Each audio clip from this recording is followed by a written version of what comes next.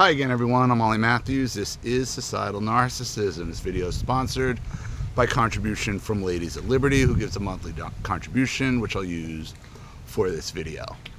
So, American Pope. I put my name in. I didn't win, though. You know, on the surface, you might think, yay, American Pope, this is going to be awesome. Until you figure out who this guy is. You know, a Marxist out of Chicago, another Jesuit. Not good. Open borders, Marxism, communism. You know what it is? And this is why I say it's societal narcissism, because it's the same tactics. It's the same tactics as your typical cluster B sociopath. Okay? They keep thinking, and by they I mean the left, the Democrats, the communists, the Marxists, the globalists, whatever that side is, the rhinos, whoever it is we're fighting on this side. The reason why they keep making the same mistakes over and over and over and over again is because, just like the abuser in your life, they can't accept that what the problem is them. Is their policies, it's what they're saying, it's what they're doing, it's how they act, it's how they govern, it's everything about them that is being rejected. And they keep telling themselves, and they keep living, and they keep gaslighting themselves, and keep gaslighting society, and they keep going, and they keep making themselves believe that the reason why they're losing and why things are going the way they're going is because they haven't found the right delivery vehicle, the right person to deliver their message, because their message can't be wrong. Their message can't be wrong because it's their religion. It's what they believe. It's what they truly have faith in. It's another religion to them. That cannot be wrong. That would be heresy. So this is why they just throw each other under the bus over and over and over again. And you know, we had these same types of people on our side, and I warned about them. I did videos on a couple of them that were sponsored. You know, one of them was the Pierre Poilievre guy from Canada. I saw that guy coming a mile away. I knew he was full of it. Another one was Jordan Peterson. I told you all about Jordan Peterson. I told you don't understand narcissism, and worse than that, he is one. He is 100% one of these cluster B sociopaths, and he is controlled opposition. And a lot of these guys, whether it's Jordan Peterson or James Lindsay or Douglas Murray, or take your pick of them. Okay, take your pick. These guys were all dyed-in-the-wool freaking academic liberals, okay, until a communist they didn't like did something to them personally, and then all of a sudden they think they can come over and say a couple of nice things to the right, and we embrace them, and this is what, you know, they're right because this is what happened, because they had nowhere else to go. And then as soon as we win, you know, as always, the masks come flying off, and you figure out who they are, and you figure out they're the same feckless, weak academics they've always been. So we got them on our side. And whether it's ours or theirs, they can't accept the problem isn't the person delivering the message. The problem is the message. The problem is you. Every single one of these people. See, it's not the other.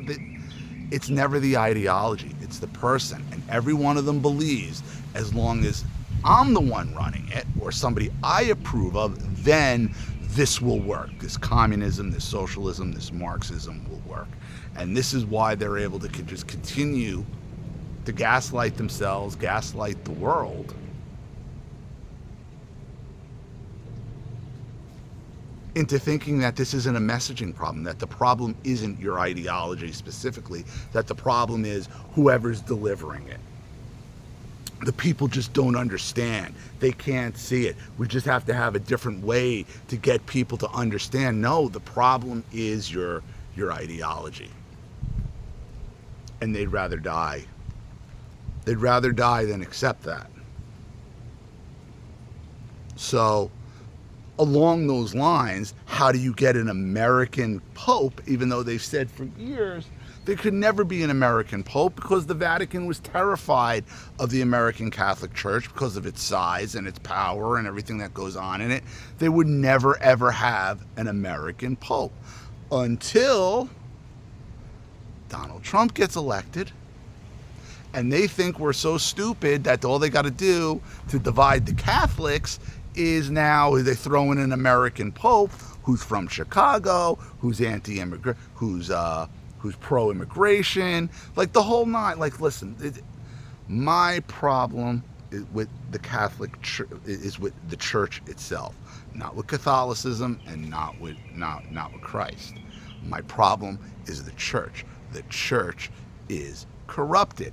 And because, and I said this for years, I've had these conversations and these arguments with people years ago, 20 years ago, about the Catholic Church, you know, Tori specifically when she was with Craig, because he was all about, you know, the church and this, and I got to go to church, and I'm like, dude, other than abortion, what is the church actually conservative about?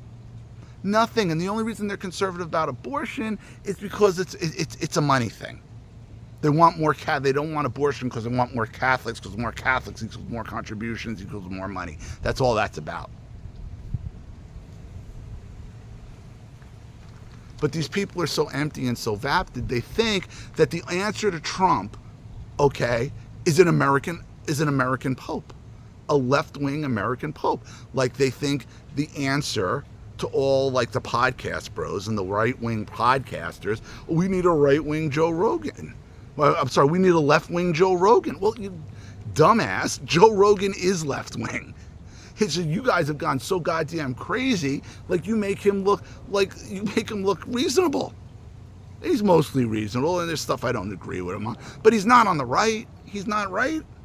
You had the biggest podcaster in the world, and you lost him because your ideology sucks, and you can't admit it. Unfortunately, I think things are going to get really, really hairy in some parts of the country. You know, they're setting us up for another summer of love like in 2020. You know, they're going to try to repeat what they did. It ain't going to work this time because people have had it. The fatigue is real. And I know that hurts people's feelings.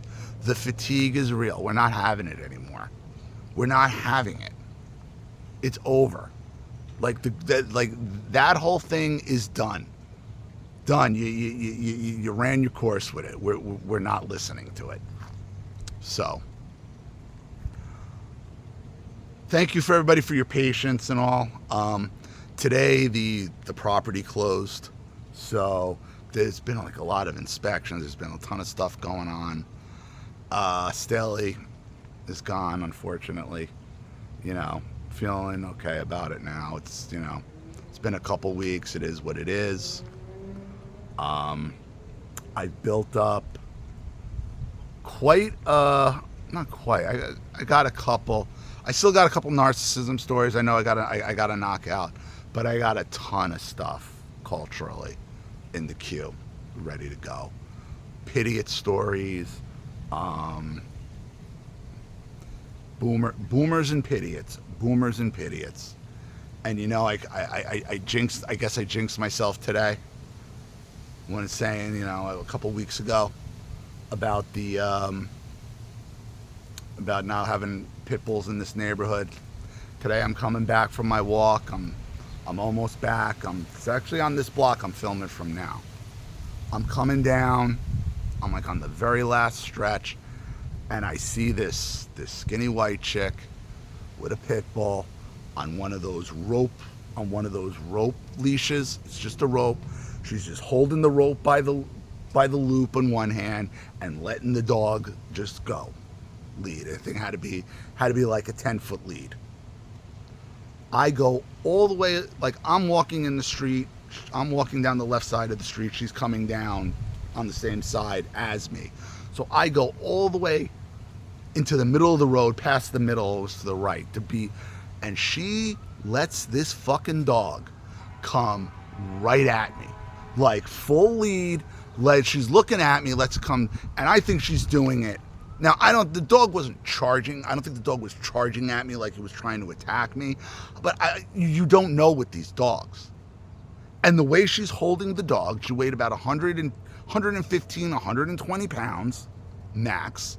She's holding it with her left hand with just the lead, and the dog's coming at me. And I'm like, it was like 90 minutes into my workout. It was like 89 minutes into a 90-minute workout. I'm coming down, and here she comes, and she's like trying to make eye contact with me. I think what she's trying to do is use the dog to strike up a conversation with me, because like I know the look, but like I'm not having it, because I can also tell by her, as soon as I meet eyes with her, that she's SSRI'd out. She's tweaked out of her freaking mind on some SSRI. What a shock. And I say to her, like she comes to me and I jump back and I'm like, can you please control your dog? That's a pit bull, for crying out loud. Like you can't just let it lead like that. And she, of course, she goes, what are you, prejudiced against dogs? You prejudice against my dog? The Pitiot line, I mean, there it was. The Pitiot, you're like it's a human. No, it's a dog. It's genetically, that I just went right into calling her in the middle of the road, like right there, a dumbass fucking Pitiot, you Pitiot idiot. Okay, stop projecting power through dangerous animals. And she's like, just what? I'm like, you heard me. And I said, deal with the problems with your mother and stop projecting power through dangerous animals. Because we all have to deal with it when this fucking thing snaps. Fuck you. You don't know anything. You sound like all that. I'm like, you Pitiot bitch. I'm like, keep your dog away from me. And the dog was just watching. And I kind of felt, I didn't feel bad, because I don't think the dog was going to be aggressive. It was probably going to be a playful dog. But you can't take the risk with these fucking people. You can't. Every time the dead SSRI eyes, the pupils just fixed.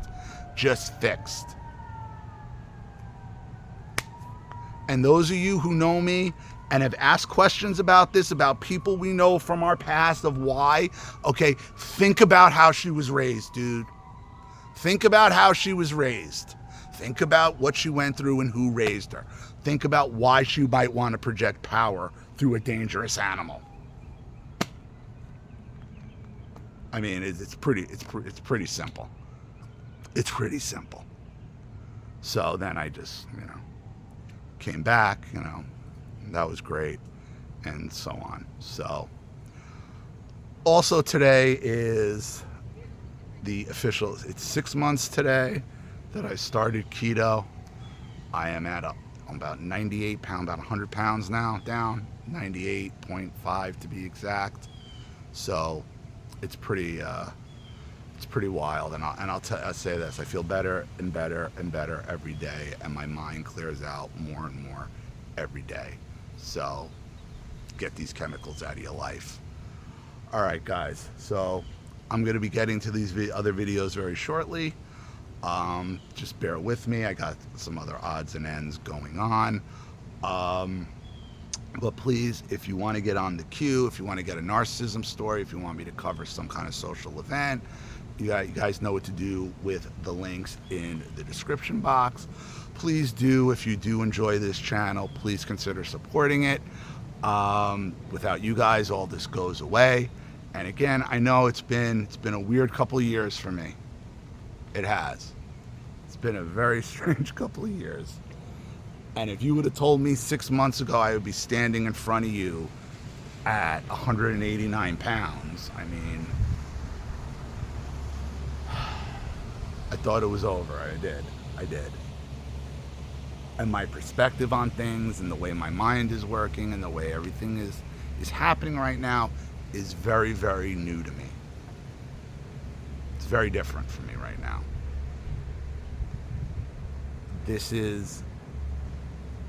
I'm having thought patterns, good ones, that I've never had before. Never. So. Or they were just so long I can't even fucking remember them anymore. So, either or. There's a manatee there. So. No, he's under the boat now. Manatee's under the boat. All right, everybody. So again, please, if you enjoy the channel will be picking up. I promise you, it has to eventually. It has to eventually. But I had to get. The more I work out, the better I feel. The more I just got to keep going. And it's running, it's working out, it's running, it's sit-ups. I mean, I think I'm doing up to like 2,200 sit-ups a day now. You know, I got half a six-pack, like the top half of them is like I got my six-pack back, but the bottom half is loose skin. So it looks kind of weird. Tan's working out pretty good, though. I mean, I'm tanning pretty nice. So, but again, thank you everybody for your support and for your patience, and everybody who supports the channel and all that. I'm sure as soon as I hit pause, there's going to be something I wanted to talk about that I forgot, but whatever. Please support the channel. You guys know what to do with the links. Share the videos wherever you can, and I will see you all soon. I'm Ollie Matthews. This has been Societal Narcissism, and thank you again to Ladies of Liberty for all your support. Really appreciate it. Take care.